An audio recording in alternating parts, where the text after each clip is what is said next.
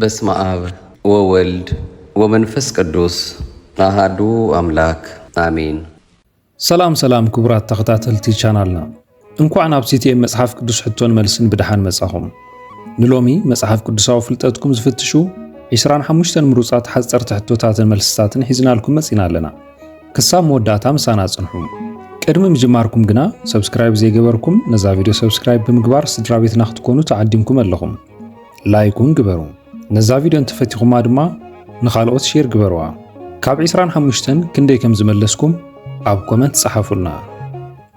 ሰናይ ምክትታል። እግዚአብሔር ጓሳየ እዩ ዝጎድለኒ የብለይን ኢሉ ዝጅምር ፍሉጥ መዝሙር ክንደይ እዩ? መዝሙር 1፣ መዝሙር 23፣ መዝሙር 50።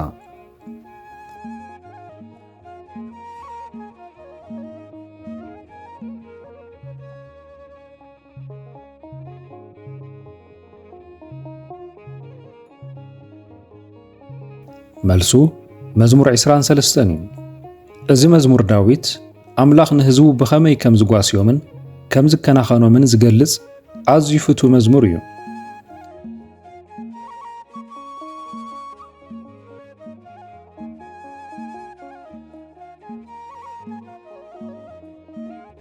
ንፈለማ እዋን ካብ ሰብ ዝተወልደ ሰብ መን እዩ? ኣዳም፣ ቃየል፣ ኣቤል።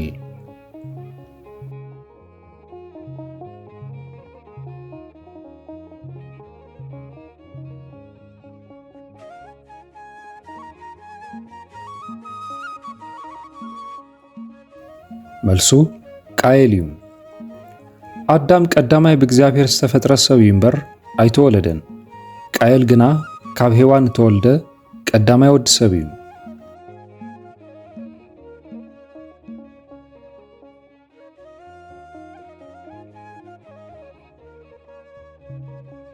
ያዕቆብ ንዮሴፍ ካብ ኩሎም ኣሕዋቱ ኣብሊጹ ከም ዝፈትዎ ዝገለጸሉ ብምንታይ እዩ? ውህብቶ ወርቂ፣ ውህብቶ መሬት፣ ውህብቶ ቀምሽ።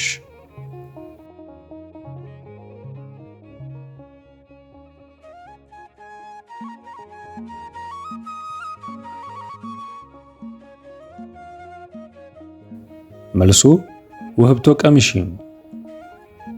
ያዕቆብ ንዮሴፍ ኣብ እርጋኑ ስለ ዝወለዶ ኣብሊጹ ይፈትዎ ነበረ። በታ ዝሃቦ ፍሊት ቀምሽ ድማ ኣሕዋቱ ንኽጸልዎ ምኽንያት ኮነት።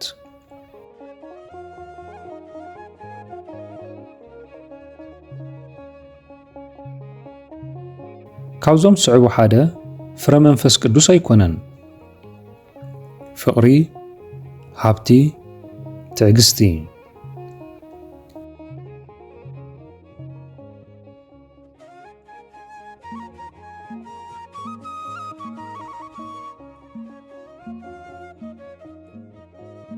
መልሱ ሃብቲ እዩ። ፍቕሪ፣ ሓጎስ፣ ሰላም፣ ትዕግስቲ ፍረ መንፈስ እዮም። ሃብቲ ግና ኣብቲ ዝርዝር ፍረ መንፈስ የለን።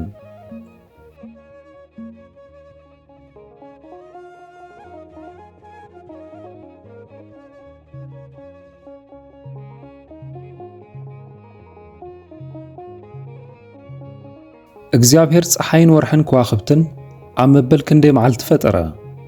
ኣብ ቀዳማይ መዓልቲ፣ ኣብ ሳልሳይ መዓልቲ፣ ኣብ ራብዓይ መዓልቲ።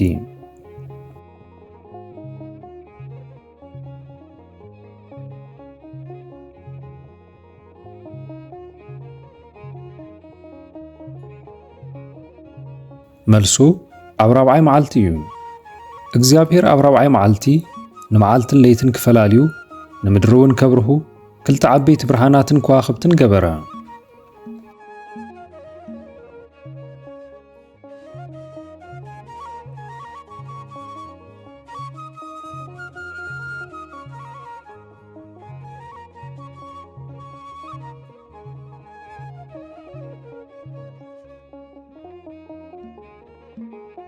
እግዚአብሔር ኣምላኽ ንሔዋን ክፈጥራ ከሎ እንታይ ተጠቒሙ?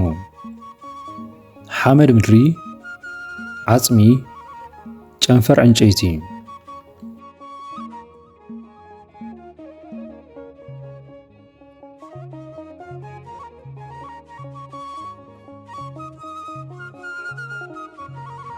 መልሱ ዓጽሚ እዩ። እግዚአብሔር ንኣዳም ከቢድ ድቃስ ኣውረደሉ እሞ ካብ ጎኒ ዓጽሚ ወሲዱ ንሔዋን ፈጠረ።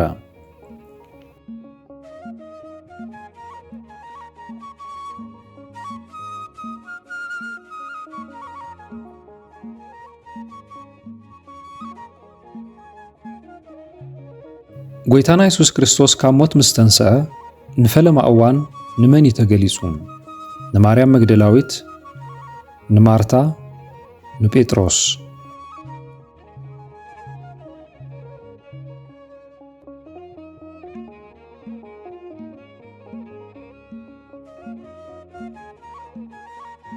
መልሱ ንማርያም መግደላዊት እዩ። ጎይታና ኢየሱስ ክርስቶስ ኣብታ ቀዳሚት መዓልቲ ንግሆ ምስ ተንሥአ ቅድም ነታ 7 ኣጋንንቲ ዝወጸላ ማርያም መግደላዊት ተረኣየ።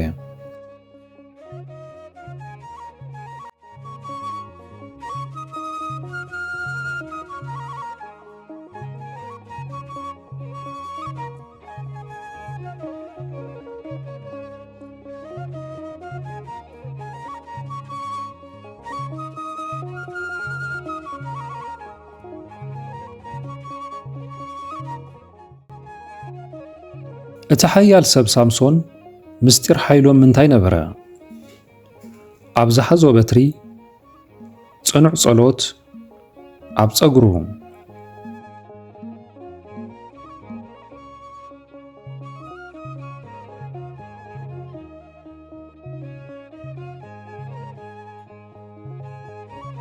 መልሱ ኣብ ጸጉሩ እዩ። ሳምሶን ካብ ከርሰ ዲኡ ጀሚሩ ናዝራዊ ማለት እውን ንኣምላኽ ዝተወፈየ ስለ ዝነበረ መላጽ ኣብ ርእሱ ኣይዓረፈን። ምስጢር ሓይሉ እውን ኣብ ጸጉሩ ነበረ።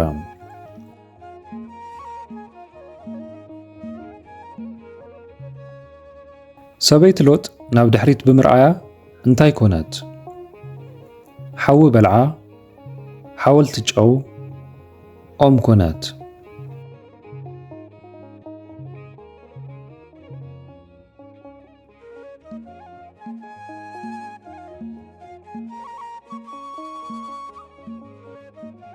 መልሱ ሓወልቲ ጨው ኮነት እዩ።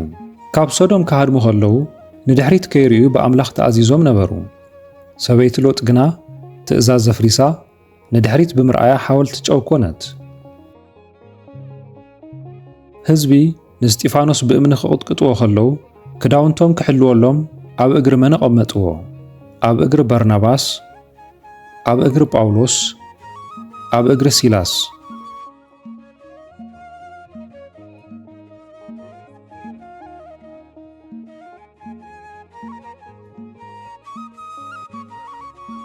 መልሱ ኣብ እግሪ ጳውሎስ እዩ።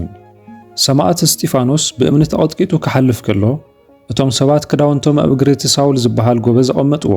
ሳውል እውን ኣብቲ ቅትለቱ ተሰማሚዑ ነበረ። ድሕሪ እዚ ስሙ ተቐይሩ ኣገልጋሊ ክርስቶስ ሐዋርያ ጳውሎስ ተባህለ። ኣምላኽ ንኣዳምን ሔዋንን ካብ ኤደን ገነት ምስ ኣውፅኦም እንታይ ኣልበሶም? ቆጽሊ በለስ፣ ክዳን ቆርበት፣ ክዳን ሻሽ።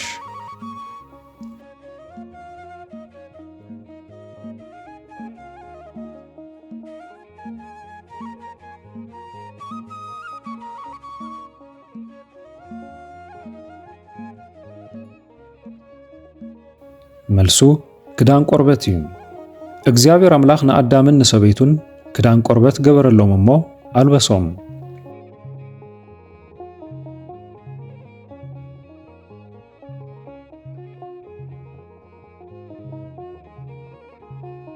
መንፈስ ነቢ ኤልያስ ዕጽፊ ኮይኑ ኣብ ልዕሊ መን ዓረፈ? ኣብ ልዕሊ ኤርምያስ፣ ኣብ ልዕሊ ኤልሳዕ፣ ኣብ ልዕሊ ኢሳይያስ።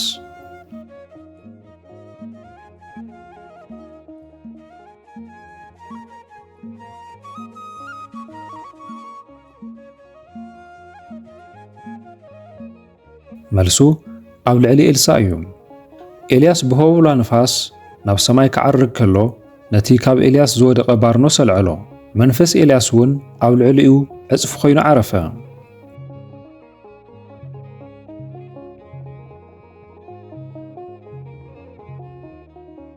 ስራሕ ሐዋርያ ጳውሎስ እንታይ ነበረ?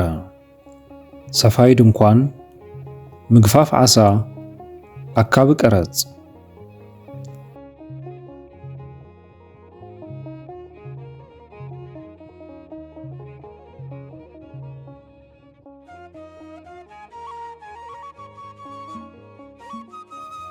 መልሱ ሰፋይ ድንኳን እዩ። ጳውሎስ ምስ አቂላን ጵርስቅላን ኮይኑ ሞይኦም ሓደ ስለ ዝነበረ ድንኳን እናሰፈየ ብኢዱ ይዓይ ነበረ።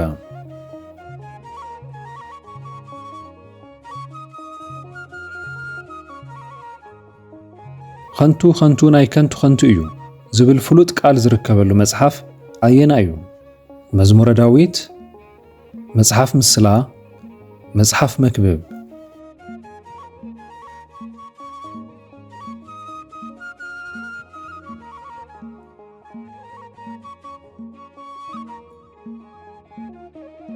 መልሱ መጽሓፍ መክብብ እዩ። ንጉስ ሰሎሞን ኣብ መጽሓፍ መክብብ ኣብ ትሕቲ ፀሓይ ዝስዕረሉ ኩሉ ምድራዊ ጻዕሪ ብዘይ ኣምላኽ ከንቱ ምዃኑ ይገልጽ።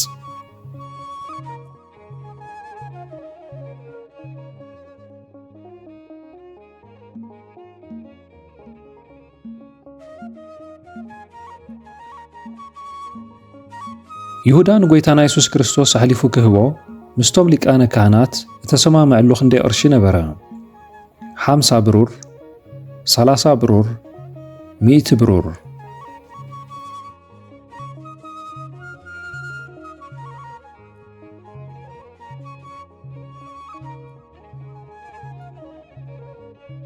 መልሱ 30 ብሩር እዩ። ይሁዳ ናብ ሊቃነ ካህናት ኸይዱ ኣሕሊፈ ክህበኩምስ እንታይ ትህቡን ምስ በሎም ንሳቶም 30 ቅርሺ ብሩር መዘንሉ።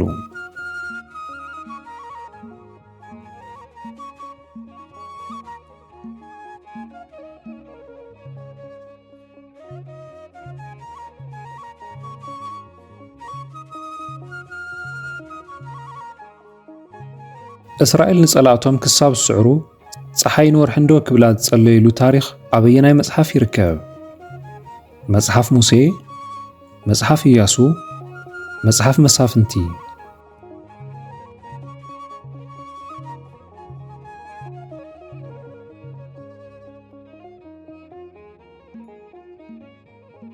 መልሱ መጽሓፍ ኢያሱ እዩ።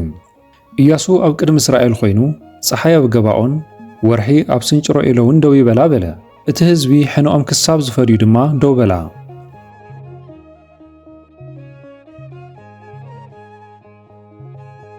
ኣብ መጽሓፍ ቅዱስ ብዛዕባ እቲ ካብ ኣቦኡ ርእስቲ ተቐቢሉ ዝኸደ እሞ ጸኒሑ ተነስሐ ወዲ ዝገልጸሉ ምስላ እንታይ ይበሃል?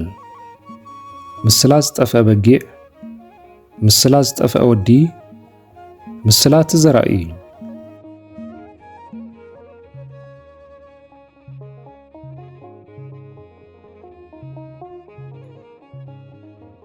መልሱ ምስላ ዝጠፍአ ወዲ እዩ።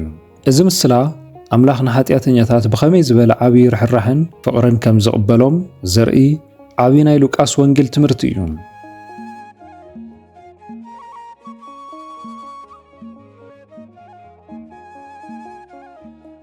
ብዛዕባ መወዳእታ ዘመንን ሓድሽ ሰማይን ሓድሽ ምድርን ዝዛረብ መጽሓፈ ኢና እዩ። ሮሜ፣ ራእይ ዮሐንስ፣ ወንጌል ዮሐንስ።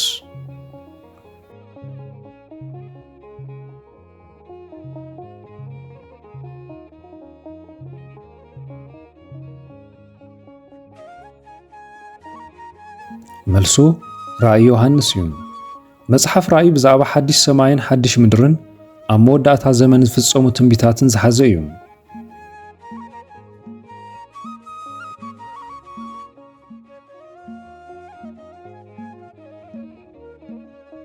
ኣብ ኣርባዕቲኦም ወንጌላት ማለት እውን ማቴዎስ፣ ማርቆስ፣ ሉቃስ፣ ዮሐንስ ተመዝጊቡ ዝርከብ ተኣምራት ጎይታና ኢየሱስ ክርስቶስ ኣየና እዩ? ማይ ናብ ወይኒ ምቕያሩ፣ 5,000 ሰባት ምምጋቡ፣ ንኣልዓዛር ካብ ሞት ምትንስኡ።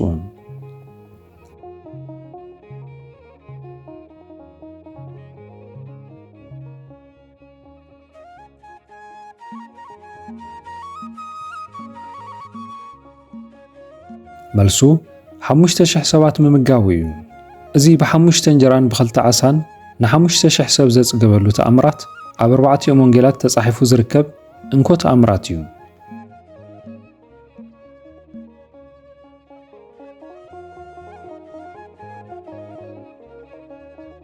አማኑኤል ዝብል ስም ትርጉሙ እንታይ ማለት እዩ? አምላኽ ምሳና እዩ፣ ወዲ አምላኽ፣ መድኃኔ ዓለም።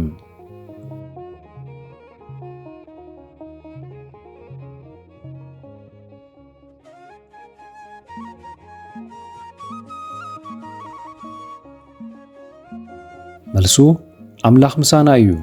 ድንግል ክትጠንስ ወድውን ክትወልድ እያ። ስሙ ድማ አማኑኤል ክሰምይዎ እዮም። ትርጉሙ አምላኽ ምሳና እዩ ማለት እዩ።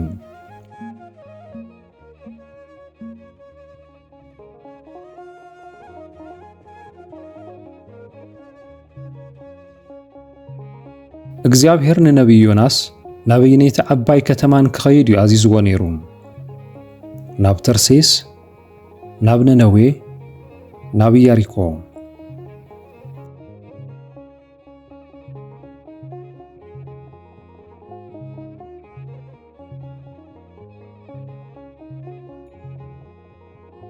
መልሱ ናብ ነነዌ እዩ። አምላኽ ንዮናስ ተንስእ እሞ ናብታ ዓባይ ከተማ ነነዌ ኪድ፣ እቲ ክፍኣታ ናብ ቅድሜ በፂሑ እዩ እሞ ኣብ ልዕሊኣ ስበኽ በሎ።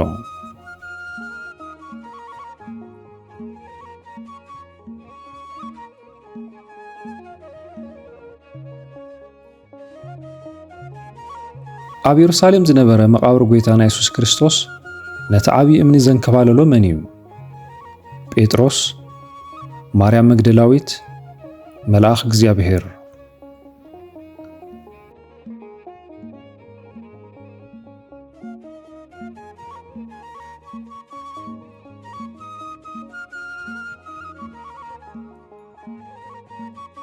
መልሱ መልአኽ እግዚአብሔር እዩ።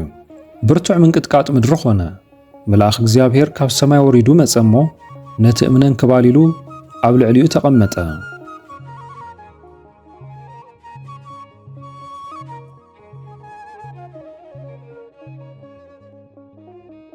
ንሕልሚ ናቡከደነፆር ብመለኮታዊ ሓይሊ ዝፈትሐሉ ነቢይ መን እዩ? ዳንኤል፣ ዮሴፍ፣ ኤርምያስ።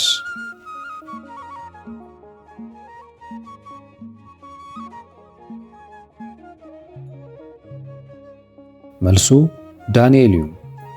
ዳንኤል እቲ ኣብ ሰማይ ዘሎ ምስጢር ዝገልጽ ልዑል እግዚአብሔር ስለ ዝሓገዞ ነቲ ንንጉሥ ዘገረሞ ሕልምን ፍታሕን ነገሮ።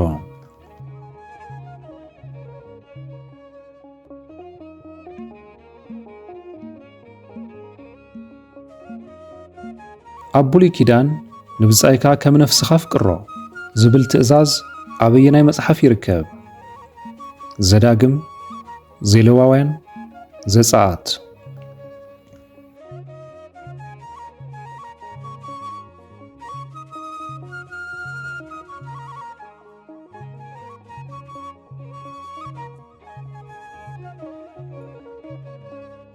መልሱ ዘሌዋውያን እዩ። ጎይታና ኢየሱስ ክርስቶስ ድሕሪኡ ከም ካልኣይ ዓብዪ ትእዛዝ ዝሰመየ ቃል መጀመርታ ኣብ መጽሓፍ ዘሌዋውያን እዩ ተጻሒፉ ዘሎ።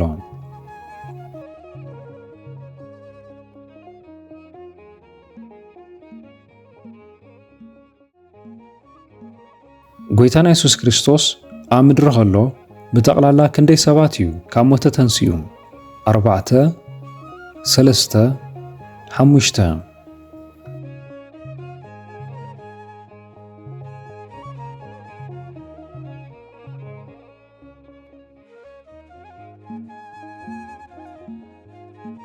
መልሱ 3 እዩ።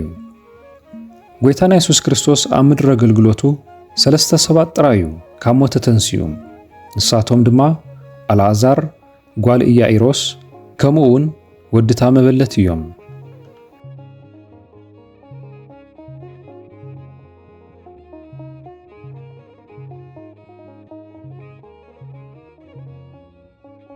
ጀሚርና ንኽንውድእ ዝረድአና እግዚአብሔር ይመስገን። ክቡራት ተኸታተልቲ ንሎሚ ዘዳለናዮም 25 ምሩፃት መጽሓፍ ቅዱሳዊ ሓፀርቲ ሕቶታትን መልስታትን ኣብ ዝወዲና ኣለና። ካብ 25 ሕቶታት ክንደይ መሊስኩም? ኣብ ኮመንት ጽሓፉልና። እዚ ትምህርታዊ መደብ ንክርስቲያናዊ ህይወትኩም ክሃንጽ ተስፋ ንገብር። እዚ ቪድዮ ጠቃሚ ኮይኑ እንተረኺብኩሞ ላይክ ብምግባርን ንኻልኦት ሼር ብምግባርን እካፍልዎ። ተመሳሳሊ ትምህርቲ ንምርካብ ድማ ሰብስክራይብ ምግባር ይትረስዑ። ሰላም ኣምላኽ ምስ ኩላትና ይኹን።